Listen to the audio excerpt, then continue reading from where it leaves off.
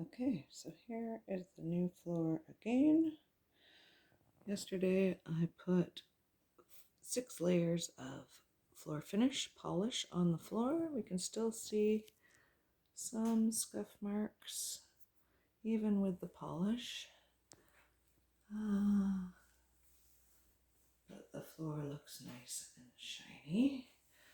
But in certain lights we can still see scuff marks. Today I put the trim around the room here, and I had to do quite a bit of caulking underneath one wall here to the corner as there was a gap. But we've got halfway around the room. Other pieces are cut.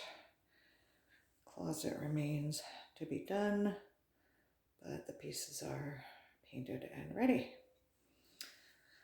This is our progress. A shiny finished floor, trim mostly in place.